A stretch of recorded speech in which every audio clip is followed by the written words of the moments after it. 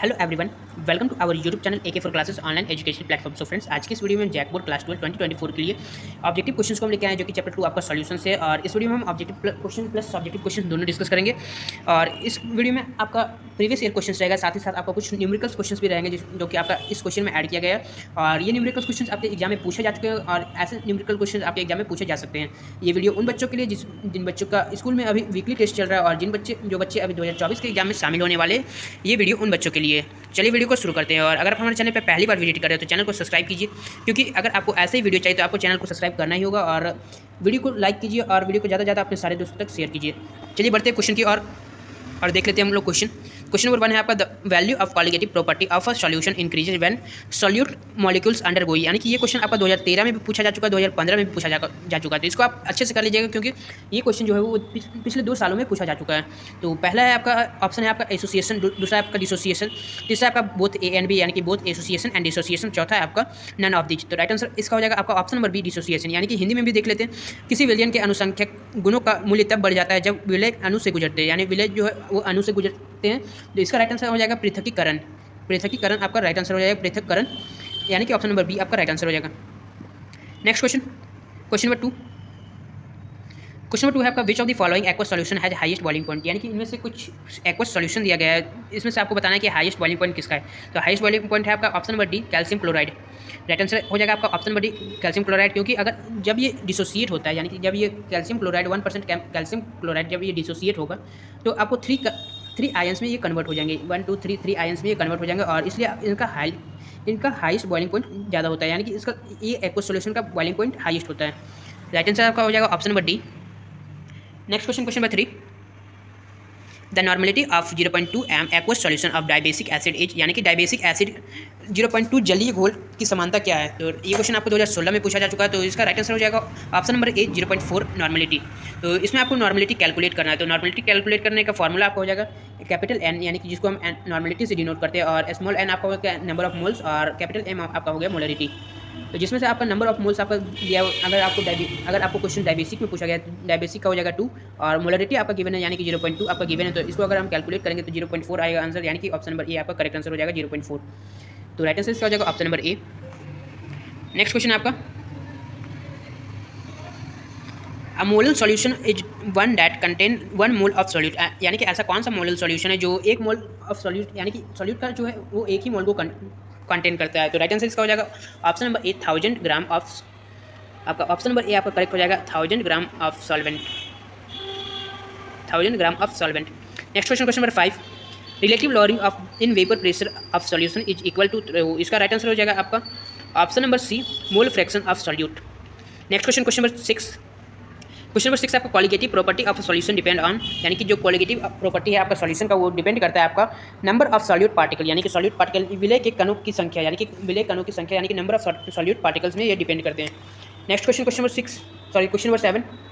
7 आपका मोल fraction of benzene in solution containing 30% by molar carbon tetrachloride, यानी कि आपका मोल फ्रैक्शन जो है वो बेंजीन के लिए पूछा गया है, जिसका 30% मास दिया गया है कार्बन टेट्राक्लोराइड से। तो इसका राइट आंसर क्या होगा, राइट आंसर इसका हो जाएगा 0.459, यानी कि ऑप्शन नंबर सी आपका करेक्ट हो जाएगा। आइए जानते हैं कैसे। तो इस क्वेश्चन को बनाने के लिए सबसे पहले हम लोग फार्मूला को देख लेते हैं और फिर हम इस क्वेश्चन को बनाएंगे। तो सबसे पहले आपको इसका नंबर ऑफ मोल्स निकालना है दोनों कंपोनेंट का, यानी कि आपको बेंजीन का भी निकालना है और कार्बन टेट्राक्लोराइड का भी निकालना है। तो नंबर ऑफ मोल्स निकालने का फॉर्मूला आप लोग देखे होंगे या फिर पढ़े होंगे। नंबर ऑफ मोल्स निकालने का फॉर्मूला आपको हो जाएगा, जिसको हम स्मॉल n से डिनोट करते हैं, और इसका फॉर्मूला हो जाएगा given mass by molar mass. तो गिवन मास है आपका 30, यानी कि 30% आपका गिवन है। सबसे पहले देख लेते, कैलकुलेट कर लेते कि आपका कितना गिवन मास है। आपका गिवन मास यानी कि 30% आपका जो है आपका वो बेंजीन का गिवन है, और आपका 70% यानी कि 100% में अगर 30% सॉल्यूट है तो 70% आपका सॉल्वेंट होगा। तो 70% जो है आपका वो कार्बन टेट्राक्लोराइड का गिवन मास है। तो इसको अगर हम कैलकुलेट करते हैं तो इसका आंसर आपका हो जाएगा, इसको अगर हम कैलकुलेट करते हैं तो इसका आंसर आपका हो जाएगा 30/78, यानी कि 0.38 आपका हो जाएगा number of moles of benzene, यानी कि number of moles of benzene, यानी कि स्मॉल n हो जाएगा number of moles of benzene आपका हो जाएगा 0.38। वहीं बात करें अगर हम number of moles of carbon tetrachloride, तो इसका आपका अगर आप इसका निकालते हैं given mass by molar mass के फार्मूला से, तो इसका आंसर आपका हो जाएगा 0.45, यानी कि कैपिटल N आपका हो जाएगा 0.45। और इसको अगर आप कैलकुलेट करके इसको अगर आप ऐड करते हैं तो आपका आंसर हो जाएगा 0.83। 0.83 आपका आंसर हो जाएगा। इसमें आपको निकालना है नंबर ऑफ, यानी कि आपको निकालना है इसमें मोल फ्रैक्शन ऑफ बेंजीन। तो बेंजीन का मोल फ्रैक्शन आपको हो जाएगा, इसका फार्मूला आपको हो जाएगा, जैसे कि आपको स्मॉल एन का निकालना है। बेंजीन को जैसे कि हम लोग स्मॉल एन से डिनोट किए थे, तो स्मॉल एन का आपको निकालना है। तो स्मॉल एन इक्वल टू लिखेंगे small N plus capital N, small N plus capital N लिखेंगे। तो इसका अगर फार्मूला अगर हम पुट करते हैं, यानी कि 0.38 डिवाइडेड बाई 0.38 प्लस 0.45, अगर हम इसको ऐड करते हैं तो इसका अप्रॉक्सीमेटली वैल्यू आ जाएगा 0.4578। और अगर हम इसको अप्रॉक्सीमेटली अगर हम लिखें, यानी कि जस्ट इक्वल टू अगर हम करके लिखें, तो इसका आंसर आपका हो जाएगा 0.459, यानी कि 0.459 के इक्वल हो जाएगा। तो इसका राइट आंसर हो जाएगा आपका option number C. Next question, question number 8। Question number 8 है आपका the molarity of a solution containing 5 gram of NaOH, यानी कि आपको इसमें आपको मोलरिटी निकालना है, जिसका आपको लीटर में आपको गिवन वॉल्यूम आपको गिवन है लीटर में और मिली लीटर में, और इसको आपको नॉर्मलिटी में निकालना है। चलिए इसको भी निकाल लेते हैं एक बार, इसका भी कैलकुलेशन हम लोग कर लेते हैं। तो इसको हम कैलकुलेट करने के लिए सबसे पहले आपको number of moles of NaOH, यानी कि number of moles of sodium hydroxide निकालना होगा। तो चलिए निकालते हैं number of moles of sodium hydroxide, जिसको हम स्मॉल एन से डिनोट करते हैं, given mass by molar mass. इसको अगर हम फार्मूला में पुट करें तो गिवन मास है आपका 5, और NaOH का अगर हम मॉलिकुलर मास निकालें तो NaOH का आपका हो जाएगा 40। तो अगर हम इसको कैलकुलेट करेंगे तो 0.125 इसका अगर number of moles of NaOH निकलेगा, यानी कि number of moles of solute निकलेगा। उसी प्रकार अगर हम वॉल्यूम करके अगर हम इसका मोलरिटी निकालें, यानी कि मोलरिटी का फॉर्मूला आपका हो गया आपका number of moles of solute by volume in solution.